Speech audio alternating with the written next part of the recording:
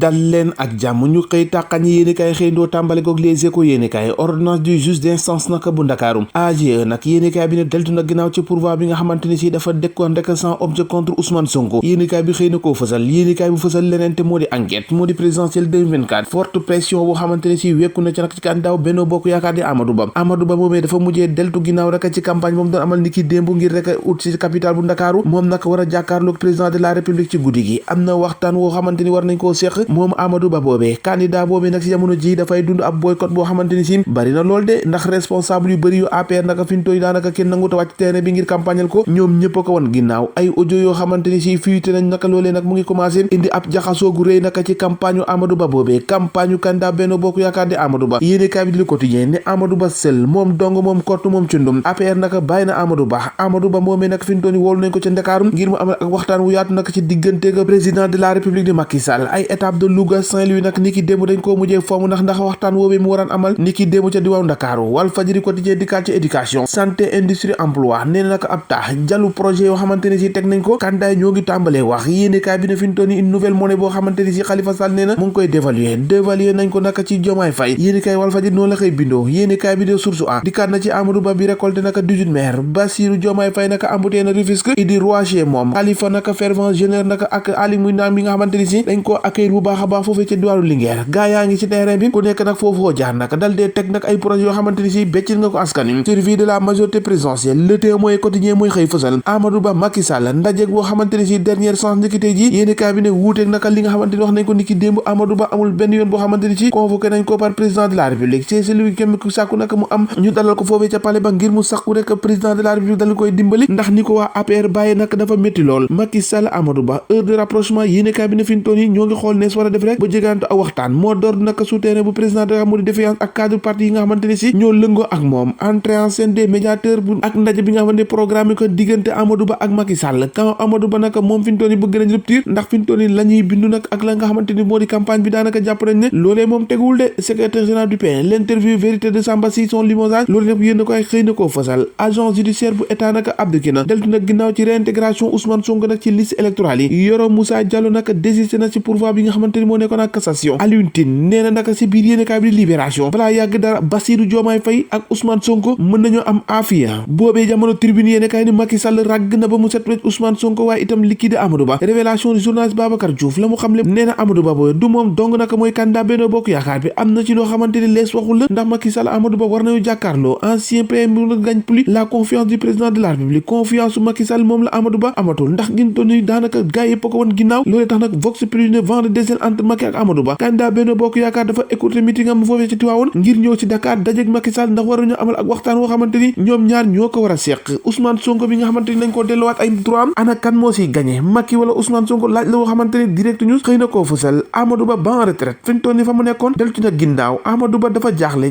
nag ci dëggantaan ñi nga xamante ni si ñoo ànd ak moom ak nañu ko bàyyee yéenekaay bi ne suukaru koor dëgg nag la Ousmane Sonko am professeur Ahmed Ndiaye nee na Sonko nag mën na voté niki 24 mars ndax delloo nañ ko lépp li nga xamante ni si moo di akam ak yelleefam ak li fi jot a xëy yëpp nag kon fii ngeen di mujjee cay Sénégal boobee jamono mbir ki laan ca Kaffrine nag nee nañu waaw kan nag candidat boobee di Déthié Fall ab ndiiraan bu mag dafa dëggee dem nag ci campagne am fi ñu toll nii daanaka gars yi ñu ngi commencé fësal seenu bopp di tàllal seenu programme waaye nag am na ci ko xamante ni daanaka programme mu ngi bëgg a yàqu ndax ay naataangoom ñoo ko bàyyi moo di candidat Benno Bokk Yaakaar bi di Amadou Ba loo def ba gars yi bala mbir yaa ngoog ñoo ko déggandoo jaa ngeen jëf ba ëllëg